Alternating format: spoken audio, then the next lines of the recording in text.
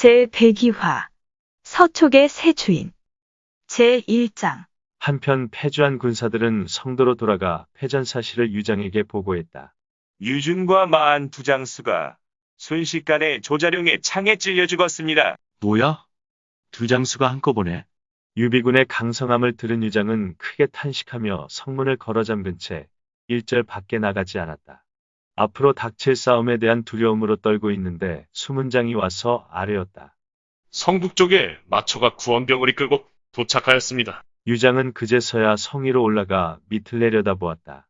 유계우께서 답하시기를 청합니다. 성 밑에서 마초와 마대가 큰 소리로 외치고 있었다.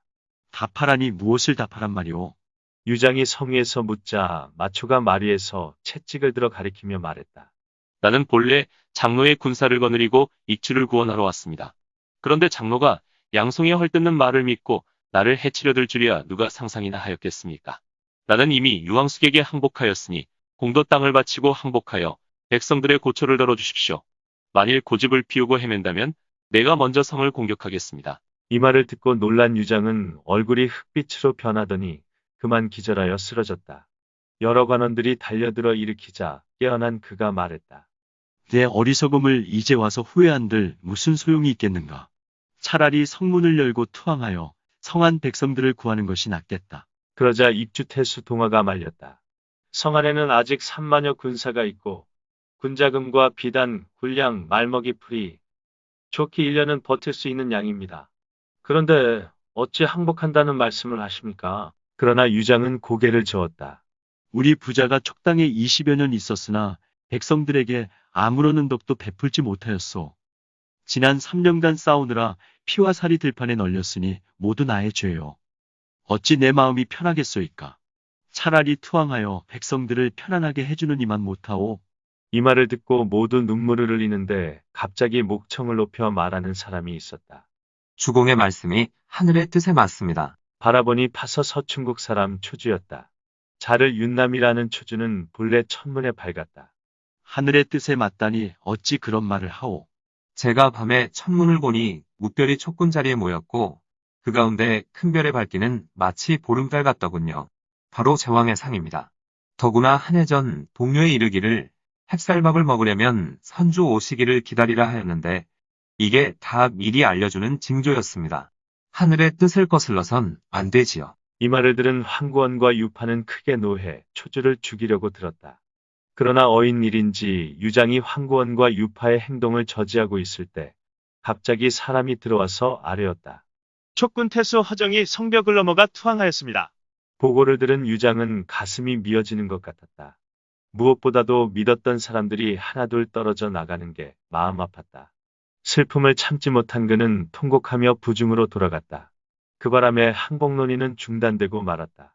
다음날 수문장이 부중으로 들어와서 아뢰었다. 유황숙이 보낸 막빙 간홍이 와서 성문을 열라고 외치고 있습니다. 응, 올 것이 왔구나. 성문을 열어주어라. 명을 받은 수문장이 성문을 열어주자 간홍이 수레를 타고 들어오는데 그 태도가 심히 오만했다. 이 모습을 보고 있던 한 사람이 칼을 빼들고 호통쳤다. 가짜는 것들이 뜻을 이뤘다고 눈에 뵈는 게 없구나. 내 감히 우리 촉사람을 깔보는 것이냐. 그 소리에 놀란 간홍이 황망히 수레에서 내려 상대를 보니 그는 광안군 면죽현 사람 진복이었다. 자를 자치기라 하는 진복을 바라보며 간홍이 웃었다. 하하하. 형님을 알아보지 못하였구려. 너무 책망하지 마시오. 이에 마음이 풀어진 진복의 안내를 받아 간홍은 유장을 만나러 갔다. 가는 도중 간홍은 진복의 생각도 자기와 다르지 않음을 확인할 수 있었다. 유장을 만난 간홍은 유비의 도량이 크고 넓을 뿐 아니라 유장을 조금도 해치려는 마음이 없다는 것을 자세히 설명했고 옆에 있던 진복도 그 말을 거들었다. 이에 유장은 마침내 투항을 결심하고 간홍을 후히 대접했다. 다음날 유장은 친히 인수와 문서를 가지고 간홍과 함께 수레를 타고 성 밖으로 나갔다. 이를 본 유비가 몸소 군영밖까지 나가 유장을 맞아들였다. 내가 인의를 행치 않으려는 것이 아니라 사세가 부득이하여 일이 되었네. 너무 섭섭히 생각 말게나. 그러면서 유장의 두 손을 잡고 눈물을 흘렸다. 눈물은 그의 무기다. 긴가민가 하던 사람들도 구슬처럼 뚝뚝 떨어지는 눈물을 보면 그의 진심을 믿어 의심치 않았다. 독특한 재주다. 그 바람에 모든 것을 빼앗기는 처지가 되었음에도 오히려 유장 쪽에서 공연히 가슴이 뭉클해졌고 이에 숙연해진 마음으로 유비를 따라 군영 안에 들어가게 되었다. 거기서 인수와 문서의 인수인계 절차를 끝낸 다음 두 사람은 나란히 말을 타고 성으로 들어갔다.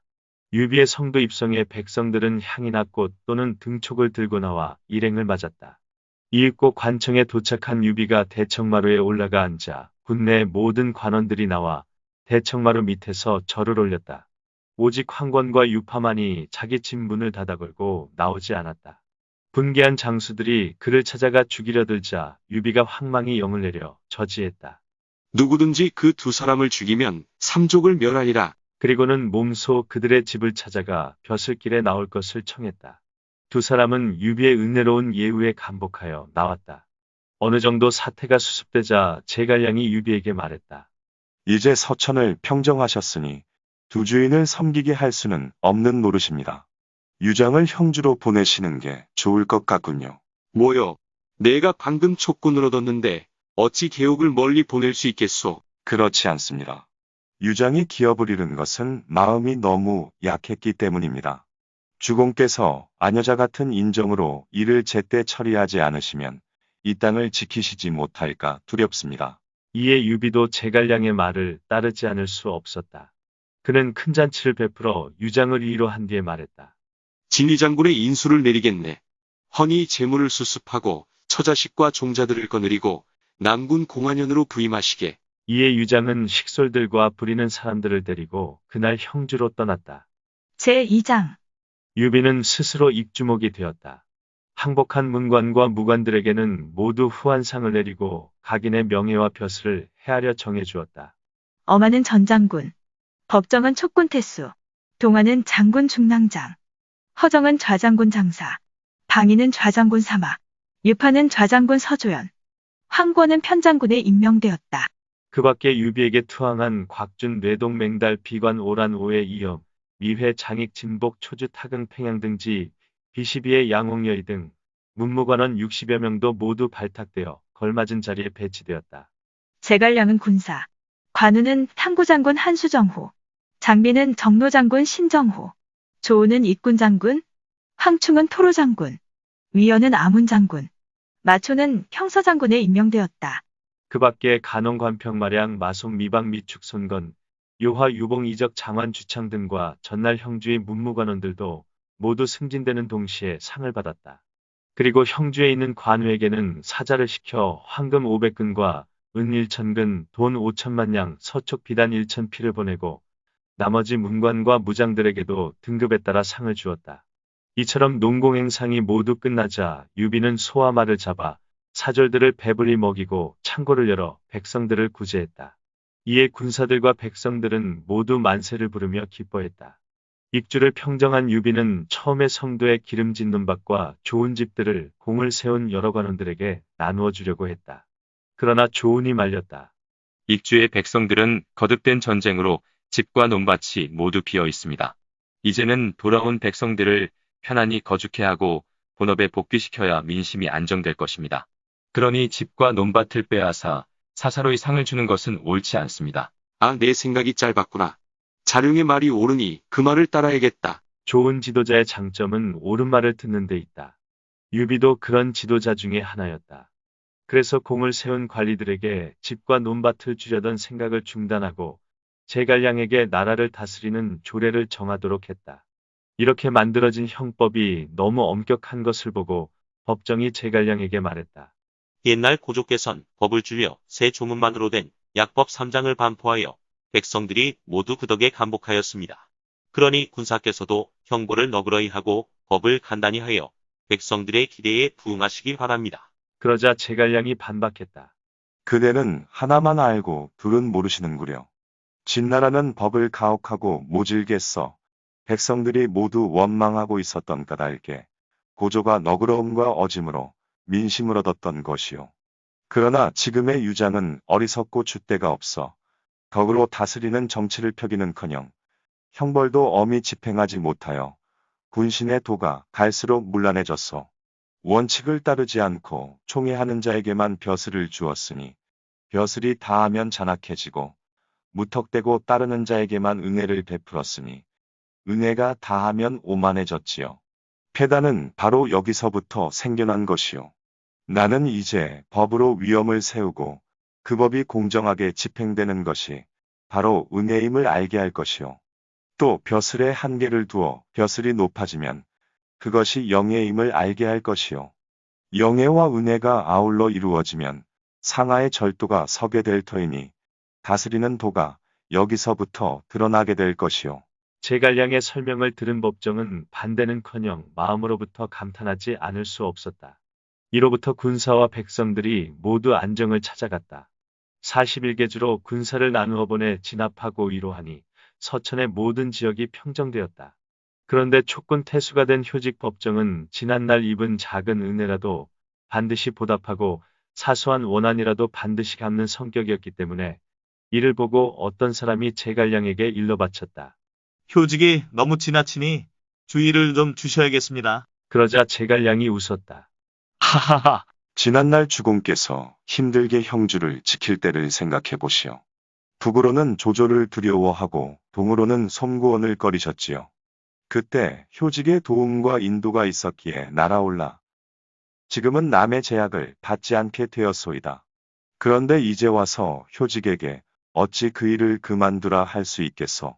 법정에 대한 조사는 이루어지지 않았다. 그러나 제갈량의 말을 전해 들은 법정은 스스로 행동을 삼가게 되었다. 또 이런 일도 있었다. 하루는 제갈량이 유비와 한가로이 이야기를 나누고 있을 때 갑자기 보고가 들어왔다. 운장께서 보내준 황금과 비단에 대한 감사를 표하려고 관평을 보내셨습니다. 이에 유비가 관평을 불러들였다. 안으로 들어온 관평은 절을 마친 뒤 서찰을 올렸다. 아버지께서 마초의 무예가 출중하다는 말씀을 들으시고 서천으로 들어오시어 누가 나은지 한번 겨뤄보고 싶다고 큰아버지께 여쭤보라고 하셨습니다. 유비가 놀라 제갈량을 보고 물었다. 만일 운장이 촉으로 들어와 맹기와 겨룬다면 두 사람 모두 온전할 수 없을 것 아니오? 그러자 자신이 천하제일이라는 관우의 자부심을 전부터 갈파하고 있던 제갈량이 말했다. 염려하실 것 없습니다.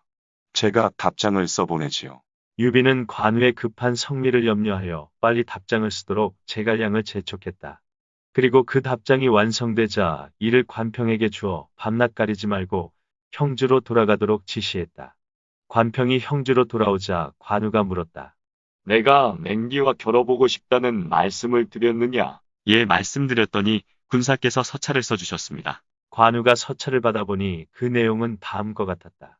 듣자니 장군께서 맹기와 누가 나은지 겨뤄보고 싶다고 하셨다는데 제가 헤아려 보건대 맹기의 굳센과 맹렬함이 비록 뛰어나다고는 하나 그저 경포와 팽월의 무리에 지나지 않을 뿐입니다.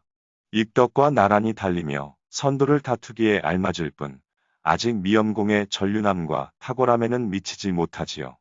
지금 공은 형주의 책임을 맡고 있으니 중히 여기지 않으면 안 될 것입니다.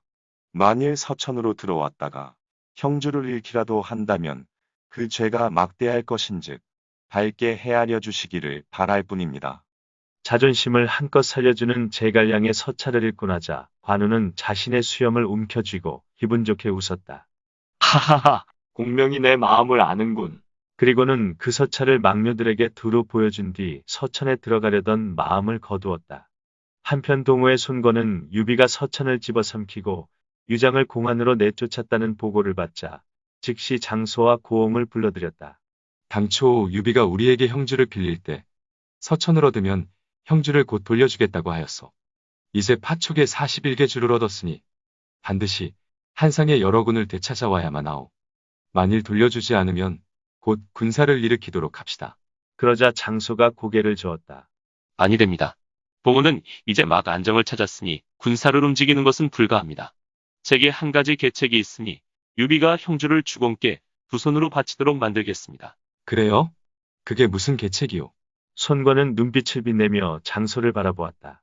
제3장 장소가 입을 열었다. 유비가 믿고 의지하는 것은 제갈량입니다. 그런데 그의 형 제갈근은 우리 동호에 있지 않습니까? 그러니 그의 가족부터 잡아가 두십시오. 그런 다음 제갈근에게 서천으로 들어가서 그의 아우에게 유비에게 형주를 돌려주라고 권해라. 만일 돌려주지 않으면 우리 가족에게 누가 미칠 것이라고 알리도록 하십시오. 제갈량은 형제간의 정을 생각해 응할 것입니다. 제갈근은 성실한 군자인데 어찌 그의 가족을 가둘 수 있겠소? 손권이 근심스런 표정으로 묻자 장수가 말했다. 단지 계책일 뿐이라는 것을 귀띔해주면 마음을 놓을 것입니다. 그런 술수를 써볼 수도 있겠지만 우선 제갈근과 상의해 보도록 합시다. 손권은 제갈근에게 연유를 말하고 그의 가족을 불러다가 부중에 두었다. 그리고 명색만 옥에 가두었다는 서찰을 써서 제갈근에게 주고 서천으로 떠나보냈다. 며칠 안 되어 성도에 도착한 제갈근은 사람을 시켜 유비에게 알리도록 했다. 보고를 받은 유비가 제갈량에게 물었다. 군사의 형님이 무슨 일로 오신 것 같소? 그야 형주를 찾으러 왔을 테지요. 그럼 어찌 대답해야 되겠소? 그건 이렇게 하시면 됩니다. 제갈량은 목소리를 낮추어 유비에게 무언가를 속삭였다. 계책이 정해지고 나서 제갈량은 성 밖으로 나가 제갈근을 영접했는데 그를 집으로 데려가지 않고 곧장 영빈관으로 데려갔다. 제갈량이 인사를 올리자 제갈근은 목 놓아 울기 시작했다. 형님 무슨 일이십니까? 말씀을 하셔야지 왜 울기부터 하십니까? 내 가족이 다 죽게 생겼다. 그건 형주를 돌려받지 못해 그런 것 아닙니까? 이 아우 때문에 형님 가족들이 갇히었다니 아우의 속인들 어찌 편하겠습니까? 하지만 걱정 마십시오. 이 아우에게 계책이 있으니 형주를 곧 돌려드리도록 하겠습니다. 제갈근은 크게 기뻐했다. 즉시 제갈량과 함께 유비를 만나 손권의 서찰을 올렸다. 유비는 읽어보고 나서 도리어 화를 냈다. 손권은 제 누이를 내게 시집 보내놓고 내가 형주를 비운 사이에 몰래 데려갔으니 인정으로 보나 도리로 보나 그냥 넘기기 어려운 일이오. 네 그렇잖아도 서천 군사를 크게 일으켜 강남으로 쳐들어가 한을 풀고 싶었는데 도리어 손권은 형주를 찾을 생각을 하고 있더란 말이오. 그러자 제갈량이 땅에 엎드려 울며 말했다. 우후가 제 형님 가족을 잡아가뒀다고 합니다. 만일 형주를 돌려주지 않으시면 형님 가족은 모두 참살을 당할 것입니다. 형님이 죽으면 저 혼자 어찌 살겠습니까? 바라옵건대 주공께선 제 낯을 보아 형주를 동호에 돌려주시고 제가 형제의 정을 이어나갈 수 있게 하여 주십시오. 제갈량이 거듭 청했으나 유비는 들어주지 않았다. 그러나 제갈량이 줄곧 울면서 애걸하니 유비가 마지못해 입을 열었다. 일이 그와 같다면 군사의 낯을 보아 형주의 절반을 돌려주리다. 장사 영능 계양에 세 군을 떼어줄 터이니 그리 아시오. 기왕 주신다고 허락하셨으니 운장에게 세계군을 돌려주라는 서찰을 써주십시오. 제갈량이 재촉하자 유비는 서찰을 쓴 뒤에 말했다. 자유께서 형주에 가시거든 반드시 좋은 말로 내 아우에게 부탁하셔야 할 것이오. 내 아우는 성질이 불같아 나도 늘 두려워하는 처지외다. 부디 조심하시오. 제갈근은 서찰을 받은 뒤 유비에게 작별 인사를 하고 제갈량과 헤어져 길을 떠났다. 그가 형주에 도착하자 관우가 집무실로 맞아들였다. 손님과 주인 사이의 인사가 끝나니 제갈근은 유비의 서찰을 내놓으며 말했다. 황수께서 세계군을 먼저 동호에 돌려주시겠다고 허락하셨으니 장군께서 곧 돌려주시기 바랍니다. 그래야 저도 돌아가 우리 주공을 뵐 낯이 설 것입니다. 제갈근의 말에 관우의 낯빛이 바뀌었다. 나는 우리 형님과 도원결의할 때 함께 한나라 황실을 붙들어 바로 세우기로 맹세하였소이다. 형주는 본래 한나라의 강토이건을 어찌한자 한치라도 남에게 내어줄 수 있겠소. 장수가 외지에 나가 있을 때는 임금의 명을 안 받을 수도 있다고 하였소. 비록 형님의 서찰을 가져왔다 하여도 나는 돌려주지 못하겠소. 장군, 지금 오후께선 제 가족들을 잡아가두고 계십니다. 만일 형주를 돌려주지 않으시면 모두 죽임을 당할 것입니다. 바라건대 장군께선 제 가족을 불쌍히 여겨주십시오. 그게 다 오후의 잔꾀이건을 어찌 나를 속이려 드시오? 장군께선 어찌 이리 사람의 체면을 봐주지 않으십니까? 그러자 관우가 손으로 칼을 잡더니 말했다. 그만두시오. 칼에 체면 같은 것은 없소이다. 그때 곁에 있던 관평이 끼어들었다. 군사의 체면을 생각해서라도 아버지께서 노여움을 거두시죠. 그러자 관우가 제갈근에게 고개를 돌리며 말했다. 군사의 체면을 생각하지 않았다면 그대는 동호로 돌아갈 수도 없었을 거요. 제갈근은 얼굴이 벌개질 정도의 수모를 당했다.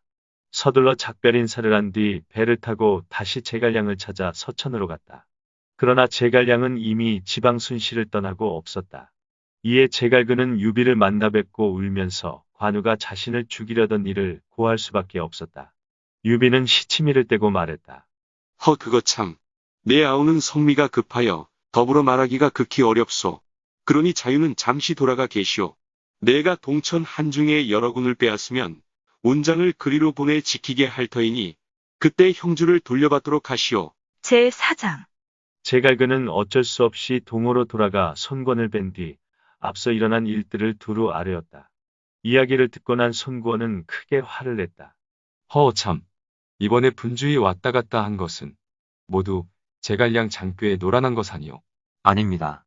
아우 역시 울면서 유비에게 고하여 우선 3개군을 돌려주기로 했으나 관운장이 따르지 않은 것입니다. 기왕에 유비가 3개군을 돌려주겠다고 하였다니 곧 관리들을 장사 엮는 계양으로 보내 부임토록 하고 저들이 어찌 나오는지 지켜보도록 합시다. 지당하신 말씀입니다. 부중에 있는 가족들은 모두 데려가시오. 예. 제갈근이 물러가자 손권은 곧 3개군으로 관리를 파견하여 부임토록 했다. 그런데 3개군으로 파견되었던 관리가 하루도 안 되어 모두 돌아왔다. 관운장이 용납하지 않고 밤새 동호로 돌아가라 다그치면서 뒤처지는 자는 죽이겠다고 하였습니다. 이 말을 듣고 크게 노한 손권은 사람을 시켜 노숙을 불러다 놓고 꾸짖었다. 지난달 자경이 보증을 서서 형주를 유비에게 빌려주었소. 그런데 유비는 지금 서천을 얻었는데도 형주를 돌려주지 않고 있소이다. 자경은 이 사태를 어찌 앉아서 구경만 하고 있는 거요. 노숙이 대답했다.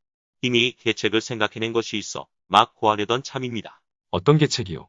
이제 군사를 육구에 주둔시킨 다음 사람을 시켜 관운장을 연회에 초청하는 것입니다. 군장이 기꺼이 오면 좋은 말로 설득하고 듣지 않으면 숨겨두었던 무사들에게 그를 죽이도록 하십시오. 만일 오지 않으면 즉시 군사를 보내 그와 승부를 가리고 형주를 빼앗으면 그만입니다. 손권이 말했다. 내 뜻과 같구려. 즉시 이행토록 합시다. 그러자 감택이 말렸다. 아니 됩니다. 관운장은 천하의 호랑이 장수로 호락호락한 상대가 아닙니다. 일이 잘못되면 도리어 해를 당할까 두렵습니다. 손권이 버럭 화를 냈다. 그럼 어느 세월에 형주를 얻는단 말이오. 그리고는 노숙에게 영을 내렸다. 자경은 계획대로 빨리 이행하시오. 이에 노숙은 손권을 하직하고 육구로 갔다. 그리고 염원과 감령을 불러 상의한 뒤 육구 요새 밖에 임강정에 잔치 자리를 마련키로 했다. 그는 부하 중에 말 잘하는 사람을 하나 뽑아 사자로 삼은 다음 그에게 관우를 잔치에 초대하는 서찰을 갖고 강을 건너도록 했다. 사자가 배를 타고 강어귀에 도착하자 관평이 누구인지 물어보고 곧 형주성으로 데려가 관우를 뵙게 했다.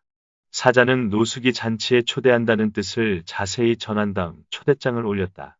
관우는 초대장을 읽어보고 나서 사자에게 말했다. 기왕 자경의 초대를 받았으니 내일 잔치에 참석하겠소이다. 그러니 먼저 돌아가서 내가 참석할 것이라고 전하도록 하시오. 이에 사자가 작별 인사를 하고 돌아가자 관평이 걱정스러운 얼굴로 물었다. 노숙이 초대한다면 필시 좋은 뜻이 아닐 터인데 아버님께선 어찌 가는 것을 허락하셨는지요? 관우가 웃었다. 내 어찌 그걸 모르겠느냐. 이건 제갈근이 돌아가서 내가 3개군을 돌려주지 않으려 한다고 손권에게 보고하였기 때문이다. 그래서 노숙에게 육구로 가서 군사를 주둔시키며 나를 잔치자리로 불러내 형주를 되찾겠다는 속셈임에 틀림없다. 그러나 가지 않으면 나를 겁쟁이라 할 게 아니냐? 그런즉 내일 혼자 작은 배를 타고 가겠다. 측근 10여 명만 대동하고 칼 한 자루만 찬 채 잔치에 참석하여 노숙이 나를 어찌 대하는지 두고 봐야겠다. 아버님, 어찌하여 귀중하신 몸으로 호랑이 굴에 들어가려 하시는지요? 이는 큰아버지께서 맡기신 말을 중히 여기지 않는 일이 될까 두렵습니다. 관우가 다시 웃었다. 걱정 말거라. 나는 수많은 창칼이 난무하고 돌과 화살이 빗발치는 가운데서도 한 필의 말을 타고 무인지경을 달리듯 한 몸인데 그까짓 강동의 쥐새끼들을 걱정하겠느냐? 그러자 곁에 있던 마령이 관평을 거들었다. 노숙에게 장자의 기풍이 있다곤 하나 지금은 사세가 급박하니 딴 마음을 품지 말란 법도 없습니다. 장군께서 가별히 가시면 안 됩니다. 그러나 관우는 이상스레 고집을 피웠다. 옛날 전국시대 조나라 사람 인상에는 닭 한 마리 잡을 힘도 없었건만 민지의 모임에서 진나라 임금과 신하들을 마치 보이지 않는 물건처럼 대하였소. 하물며 일찍이 만인의 적을 다루는 병법을 배운 내가 아니오. 이미 허락한 일이니 신의를 잃을 순 없소이다. 마량이 말했다. 설령 장군께서 가시더라도 유사시의 대비는 해두시는 게 마땅합니다.